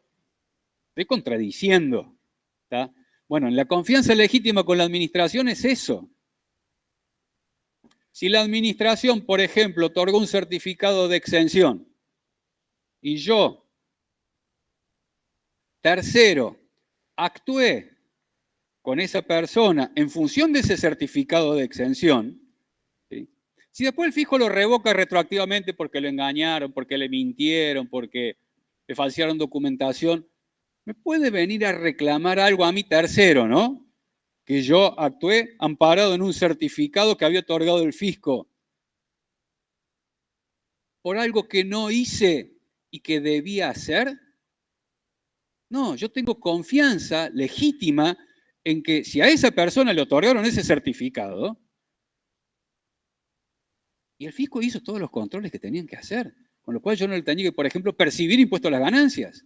Ah, pero usted sabía que ese era un tramposo que me había mentido. Señor, usted otorgó un certificado, yo actué en función de ese certificado. Tengo la confianza legítima de que ese tercero con el que yo actué había sido fiscalizado y había cumplido todos los requisitos porque usted le otorgó el certificado. Y hay inscripciones en ciertos registros que requieren demostrar capacidad operativa. Había un viejo registro fiscal de operadores de granos y hay ahora un registro que es el SISA, Sistema Integrado de Agropecuaria, ¿está? Donde se inscriben productores agropecuarios y personas que intervienen en el comercio de granos y que tienen que cumplir ciertos requisitos, acreditar que tienen una producción agropecuaria, que son dueños de un campo, que lo están alquilando, etcétera, etcétera. Es muy difícil entrar en ese registro, es muy fácil salir de ese registro. O sea, cualquier incumplimiento lo saca afuera. Entonces, si yo, tercero, contraté con este proveedor, tengo todos los documentos que acreditan que me vendió el grano, recibí el grano, lo pagué, cumplí con todos los requisitos para el pago, medios de pago, y el fisco ahora me va a impugnar eso porque lo metió, esa factura, porque lo metió en la base APOC y dijo que no tenía capacidad operativa. Dice, pero yo actué al amparo de un certificado que otorgó el fisco. Si lo inscribió en este registro, que las normas propias dicen que es para demostrar capacidad operativa, y yo entiendo que el fisco controló todo eso. Entonces yo tengo la confianza legítima en ese certificado, en esa inscripción que otorgó el fisco, con lo cual yo no puedo descreer de eso. Es un elemento adicional. Yo tengo que probar que compré, que la mercadería ingresó. Pero no tengo que decir, tengo que investigar la capacidad operativa de mis proveedores. Primero, que ninguna norma me obliga a eso. Fallo Bill Down de la Corte. Segundo, que tengo un certificado del fisco que dice que tiene capacidad para operar en el mercado de grano. Ahí está el principio de confianza legítima. Yo confío legítimamente que se han seguido estos procedimientos para otorgar esa inscripción. ¿Está? Transparencia. Lo que hablamos de la vista del expediente, lo que hablamos de que la administración cumple un fin y el administrado va como colaborador, con lo cual todo tiene que estar perfectamente a disposición del administrado. Transparencia de los actos de gobierno. ¿Por qué tengo que andar ocultando los actos de gobierno? De ninguna manera. La publicidad de los actos de gobierno son nuestros representantes. Nosotros los pusimos ahí para que trabajen para nosotros. ¿Sí? Que hagan las cosas que la ley le marca hacer. Entonces muéstrenos qué están haciendo. Y si estamos fiscalizados, con más razón todavía. Salvo el expediente reservado, etcétera, las excepciones que marca la norma. ¿Sí?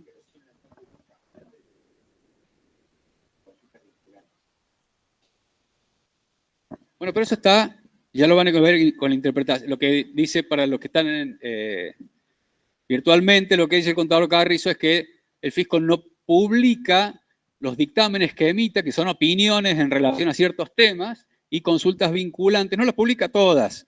Y ya está en el artículo 2 o en el 1 de la 11.683 que dice que el principio de igualdad entre los contribuyentes implica esto. Y no lo cumple.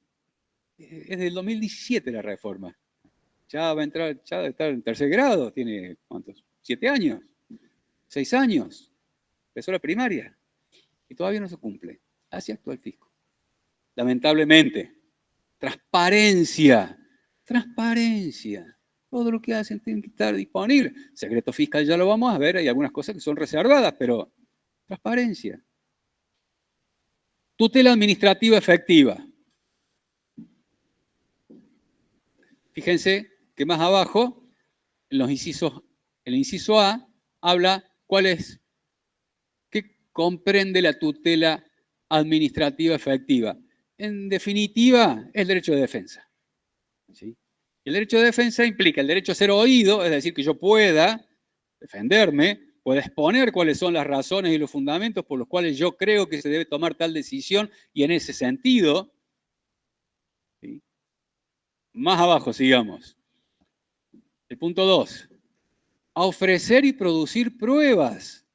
Recuerden que venimos sosteniendo que ustedes no le van a dar, a nadie le van a dar la razón porque dice que tiene la razón, sino porque prueba que lo que dice es verdad.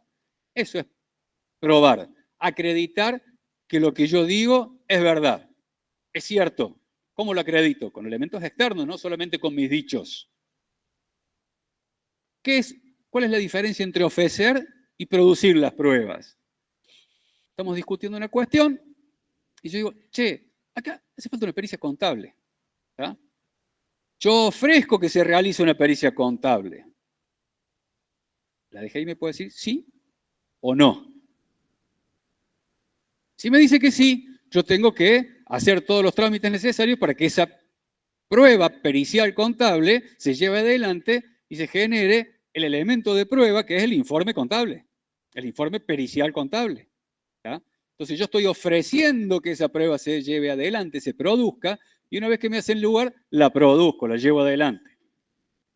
¿Se entendió la diferencia entre ofrecer y producir pruebas? Si yo la tengo, la prueba, si es un documento, lo acompaño. ¿Tá?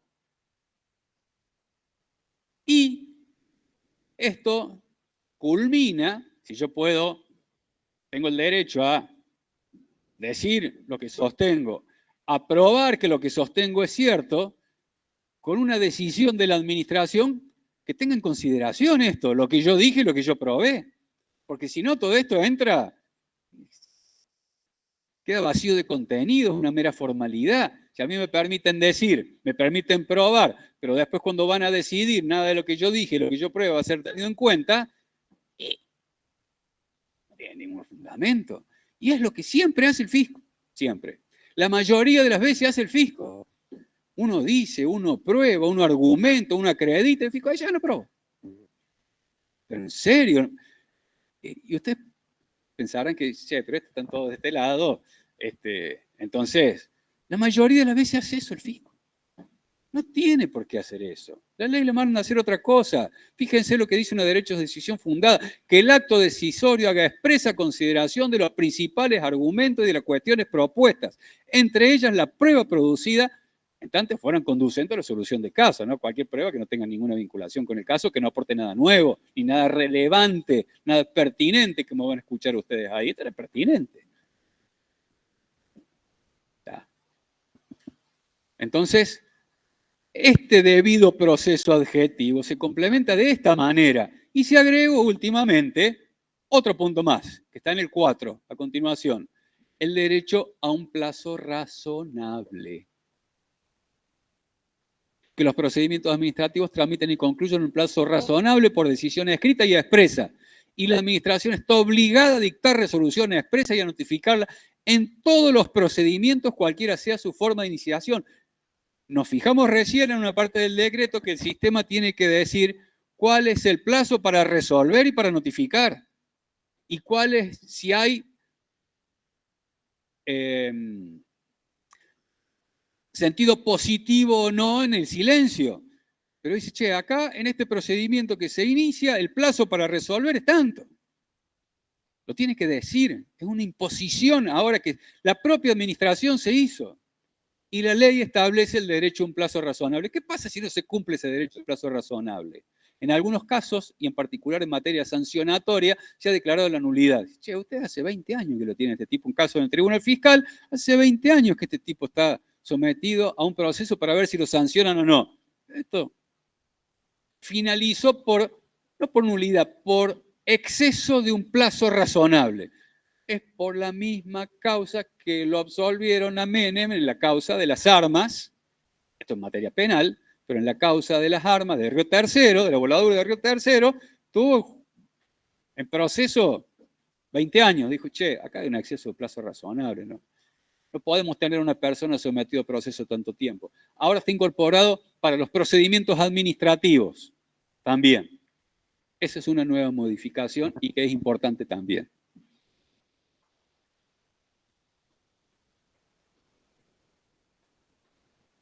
Eso ya lo vamos a ver en amparo. Pero sí, hay veces que la justicia dice, no, este plazo es razonable.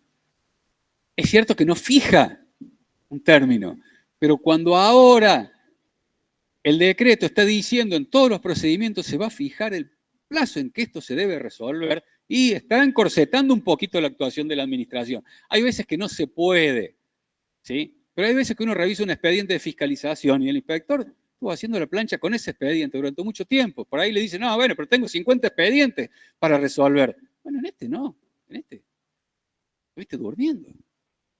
Bueno, pero no puedo, pero ese es problema tuyo, no mío. Es cierto eso. Problema de la administración, no del contribuyente. Simplificación administrativa. Seguimos con los principios.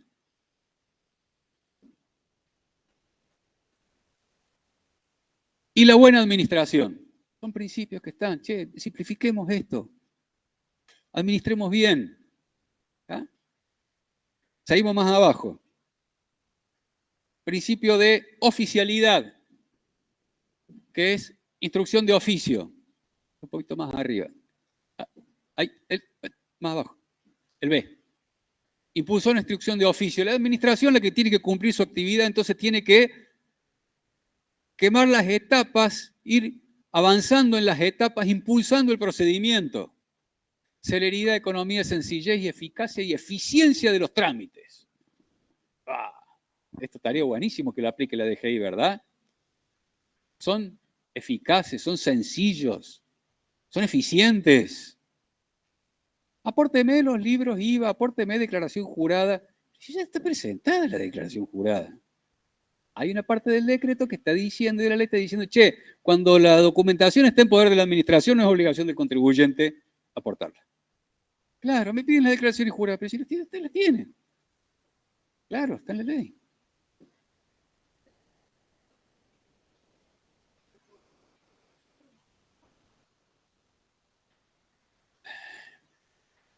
¿Los libros digitales? Ya los tienen. Ya los tienen. A ver, ¿existen libros? ¿Uno tiene obligación de llevar libros aparte del libro digital que aporta? ¿No? Entonces, los tienen ustedes. Sí. Hay algunos casos, por ejemplo, la actividad agropecuaria, que por ahí los libros de IVA del sistema de AFIP no coincide con los libros que uno lleva en la contabilidad y ahí sí aporta otros libros. Pero generalmente en un requerimiento, cuando te piden estados contables, bla, bla, bla, lo tenés en este sistema, lo tenés en este sistema, lo tenés en este sistema, documentación, domicilio fiscal y se acabó el problema. Ya cuando vean fiscalización van a ver cuáles son las facultades de los inspectores y cuáles son los derechos del fiscalizado. ¿Está? Eficiencia burocrática. Y principio de informalismo a favor del administrador. Este sí es importante también. Todos son importantes, pero este es muy importante. Principio de informalismo a favor del administrado. ¿Qué es? Excusación de la inobservancia para los interesados de exigencias formales no esenciales y que pueden ser cumplidos posteriormente. La administración se presupone que es experta en derecho, en el conocimiento de la norma. El administrado, no, hay que ayudarlo. Y si hay algún error, si hay algún defecto, la administración lo tiene que corregir. Vamos a ver, por ejemplo, lo que dice ¿Qué se deriva de esto? Vamos al decreto reglamentario, el artículo 5, inciso D.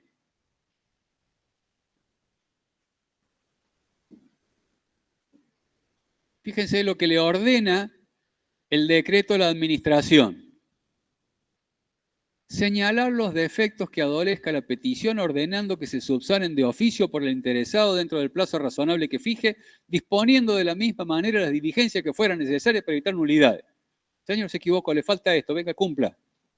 ¿Está? ¿Qué otra derivación tiene? Vamos al artículo 81. Perdón, vamos al 15, inciso C del decreto. Seguimos en el decreto. El 15, inciso C. En los casos que el expediente tramite en soporte papel, se deberá salvar toda atestadura, enmienda, podrán el plazo del medio telegráfico para contestar visto o traslado. Sin embargo, los interesados, sus apoderados, podrán efectuar peticiones mediante simple anotación en el expediente con su firma, sin necesidad de cumplir con los recaudos establecidos en los párrafos anteriores. Los párrafos anteriores, ¿qué son? Los requisitos que tienen que tener los escritos. Yo voy a un expediente y me estoy anoticiando que en ese mismo momento está venciendo el plazo para interponer un recurso. ¿Qué hago? A mano, si el expediente es papel, interpongo recurso contra el acto que precede. Y después puedo ampliar los fundamentos, hasta tanto no dicte resolución la administración. Pero lo puedo hacer porque me lo autoriza el 15C. Ese es el principio de informalismo a favor del administrado. Van a ver un expediente, che, está venciendo un recurso. Inmediatamente. Interpongo el recurso. En ese mismo momento. Vamos a un ejemplito más de lo que vimos ayer. Yo tenía un 3283, el formulario que me da poder, solamente para tomar vista del expediente. Voy, tomo vista del expediente, está venciendo en ese momento, en ese mismo momento, no tengo más plazo. ¿Sí? Son las 2 primeras horas del día siguiente. Pero no tengo autorización para interponer recursos. ¿Qué hago? Lo vimos ayer. Gestor de negocios. En carácter de gestor de negocio, en virtud de lo dispuesto por el artículo 48 del Código Procesal Civil, interpongo recurso contra el acto que está, fojas tanto, fecha tanto. Porque estás notificado en ese momento. ¿Está? ¿Vieron que lo que sirve tiene aplicación práctica? Lo que venimos viendo tiene aplicación práctica. Ahora vamos al 81. Deber de la administración de proveer los recursos independientemente del nombre que le haya puesto el administrado. Si el administrado dice, che, yo interpongo recurso de reconsideración y el que corresponde es otro, la administración no tiene que rechazarlo, tiene que darle el trámite que corresponde. Usted interpuso recurso de reconsideración, el que corresponde es el de la apelación del 74, por ejemplo, que ya lo vamos a ver. Listo, entonces le tiene que dar el trámite que corresponde. ¿Sí? Entonces vemos que este principio de informalismo tiene muchas ventajas para el contribuyente. Y como bien decía la compañera, lo decía en relación a la vista, pero la ley de procedimiento administrativo tiene muchas cuestiones que tenemos que conocer para aplicarlas, porque tiene muchas facilidades para el contribuyente. Sí. ¿Cuál? Despacho y decisión de los recursos. Deberán proveerse y resolverse cualquiera sea la denominación que el interesado les dé. Cualquiera, cuando resulte indudable la impugnación en el acto administrativo. Yo tengo una decisión de la administración, la quiero impugnar. Y hay distintos tipos de recursos que tienen distintas denominaciones, que proceden para ciertos casos sí, para ciertos casos proceden otros. Entonces supongamos que yo equivoqué el nombre del recurso y dije, contra este acto vengo a interponer recurso de reconsideración. Y el que correspondiera a otro recurso de apelación. ¿Qué tiene que hacer la administración? Y dice, no, usted le puso mal el recurso, ¿me lo rechaza? No, ¿qué le ordena el decreto? Exacto, que lo trate como el que corresponda, que le dé el trámite que corresponda. ¿Ahora sí? Acto administrativo. ¿Cómo se despide la administración? Con un acto administrativo resuelve mediante un acto administrativo. ¿Cuál es la definición de Gordillo de acto administrativo? Declaración unilateral. No hay acuerdo de voluntades en el acto administrativo. Declaración unilateral que hace la administración en ejercicio de la función administrativa que produce efectos jurídicos en forma directa. Es una decisión de la administración, el acto administrativo. ¿Cuáles son los requisitos? Vamos al artículo 7 y al 8 de la Ley de Procedimientos Administrativos. Requisitos esenciales del acto administrativo.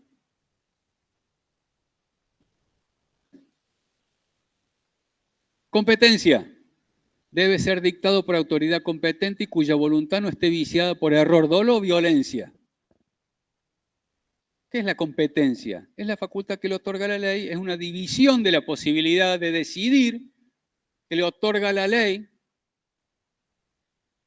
a los distintos funcionarios, que van a ser competentes por el territorio, el jefe de la división, revisión y recursos de Río Cuarto, no tiene la misma competencia territorial que el jefe de la división, revisión y recursos de Córdoba. Ni que el de Buenos Aires, ni que... ¿Está? Por materia, los inspectores, salvo en materia de seguridad social, no pueden dictar determinaciones de oficio. ¿Cuál es la materia que tienen asignada? Fiscalizar. El jefe de división, revisión y recursos sí puede dictar determinaciones de oficio y aplicar multas conjuntamente. Entonces, la materia en la que es competente son diferentes. Y el grado, está jefe de región, jefe de agencia, hay distintas escalas que tienen distintas facultades. Entonces la competencia puede ser de diferentes cuestiones, distintas clasificaciones, y el acto tiene que ser dictado por autoridad competente.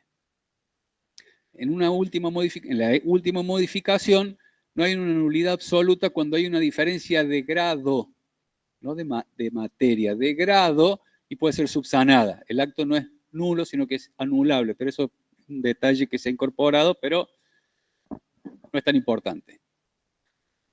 La causa, inciso B, deberá sustentarse en los hechos y antecedentes que le sirvan de causa y en el derecho aplicable. Tiene que sustentarse en los hechos que pasaron y en la norma.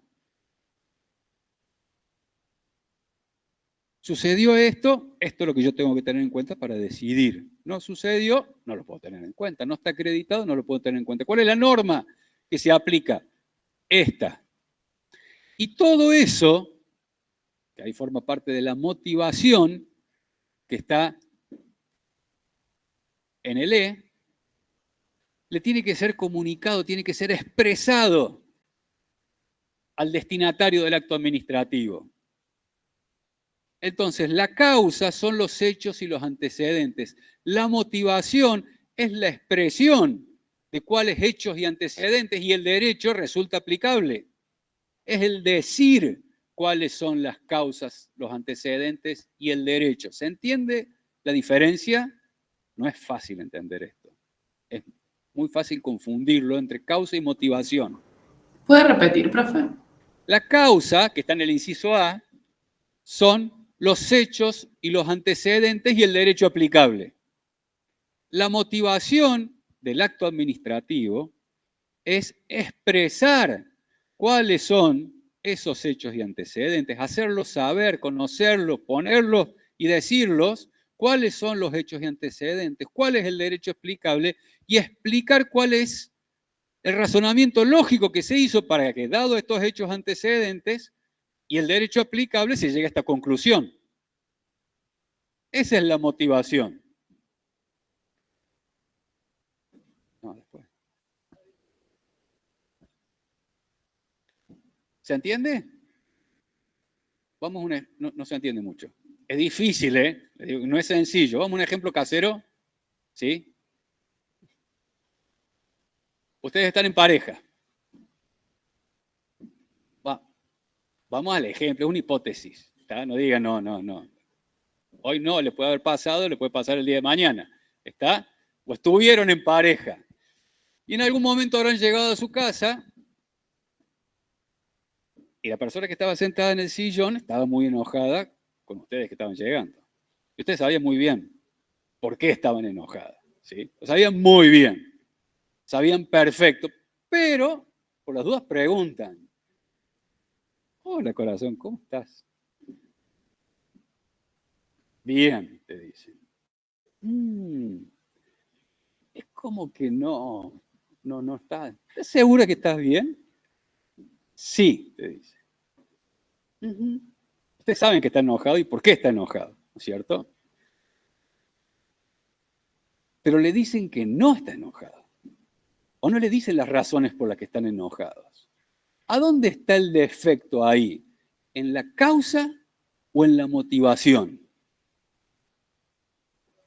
¿Por qué? ¿Por qué no le hacen saber a ustedes por qué están enojados? Entonces, ¿tienen razones para estar enojados? Sí, supongamos que sí.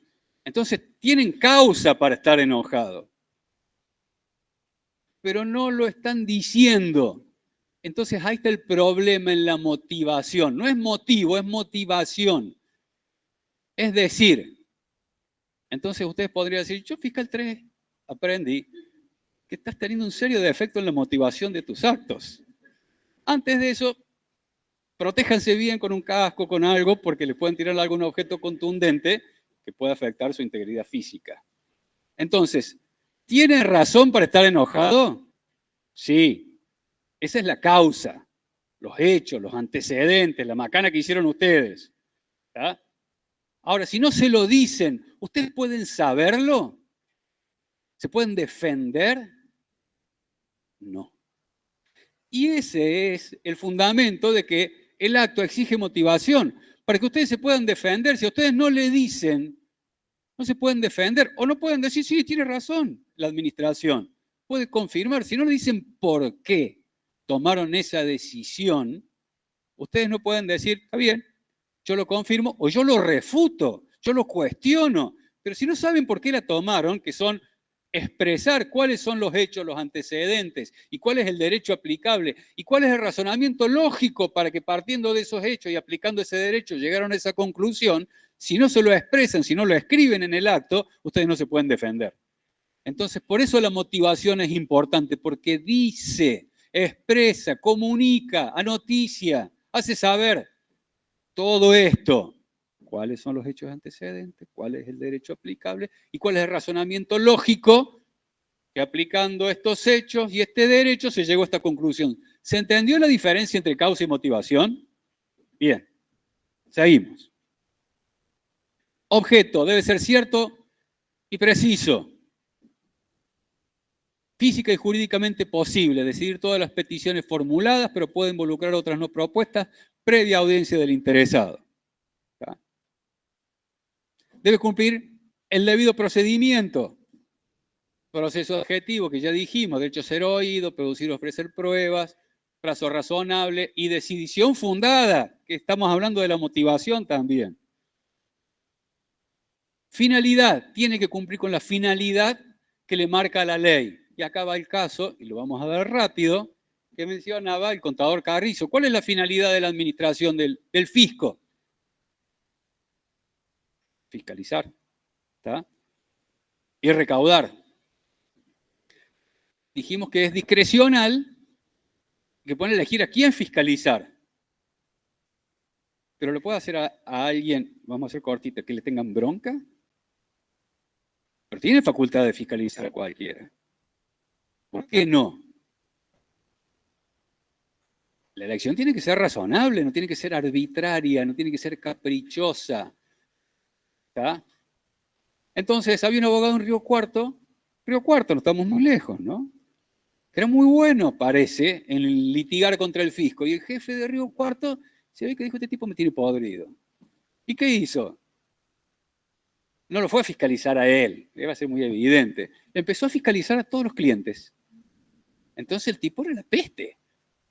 Claro, si lo contratas a este abogado, te cae una fiscalización. Ay, lo quería contratar, el tipo se dio cuenta en el acto. ¿Qué hizo? Presentó una acción judicial y ¿qué hizo el juez? Vengan todos los antecedentes de las fiscalizaciones de todos estos muchachos.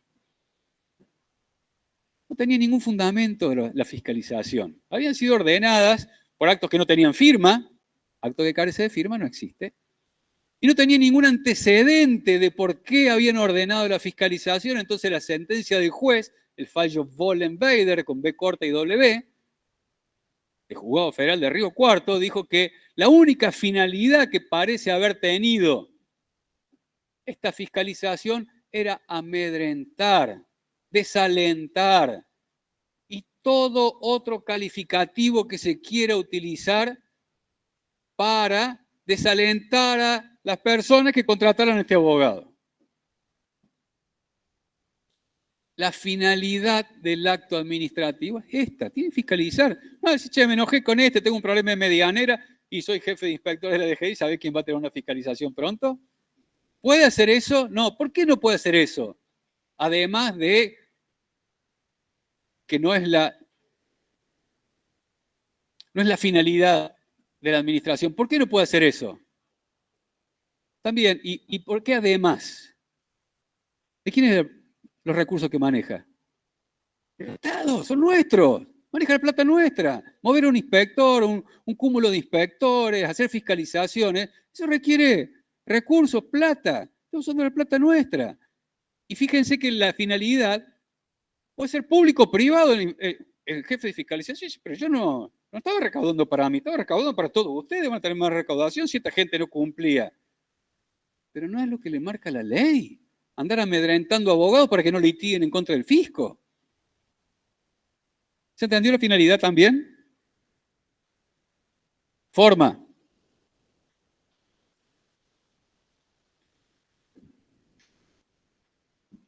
Acá hay una modificación. Se manifiesta expresamente y por escrito, en forma gráfica, electrónica o digital. También. ¿Sí? Indicará el lugar y fecha en que se lo dicte y contendrá la firma de la autoridad que lo emite. Solo por excepción y si las circunstancias lo permiten, podrá utilizarse una forma distinta. El acto que carezca de firma no producirá efectos jurídicos de ninguna especie. Lo mismo ocurrirá con el que carezca de forma escrita, salvo que las circunstancias permitieran utilizar una forma distinta. Forma escrita. Firmado. ¿Puede ser digital? Sí, también. Puede ser digital. Administrativo digital, con firma digital. No está impreso en ningún lado. Es digital.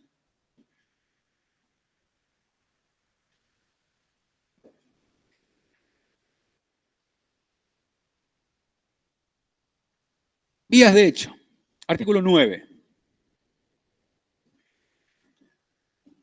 Se abstendrá de llevar a cabo comportamientos, es una orden. Comportamientos materiales que importen vías de hecho administrativas lesivas de derechos o intereses jurídicamente tutelados. ¿Qué es esto? No hay acto administrativo, hay una vía de hecho. Le cancelamos la quit. ¿Cómo? Y apretamos un botón. Está prohibido por ley. Y es más, hay un agregado ahora en el inciso C que dice: se abstendrá de establecer mecanismos electrónicos informáticos de otra naturaleza que mediante la omisión de alternativas u otros defectos o recursos técnicos tengan por efecto práctico imposibilitar conductas que no estén legalmente proscriptas. Por ley, no por norma. Legalmente proscriptas. Esto de va todo por sistema tiene una orden de la Ley de Procedimientos Administrativos de que en ciertos casos no se puede hacer. No puede establecer mecanismos electrónicos informáticos de otra naturaleza que mediante la omisión de alternativas u otros defectos, si no lo puedo hacer de otra manera, o recursos técnicos tengan por efecto práctico imposibilitar conductas que no estén legalmente proscritas. La ley va avanzando en sancionarle a la administración este actuar de vías de hecho. ¿Estamos? De ley de procedimiento administrativo podemos hablar muchísimo, no nos alcanzan los tiempos, me parece que hemos visto lo más importante. La clase siguiente vamos a empezar con responsables. Hasta el lunes.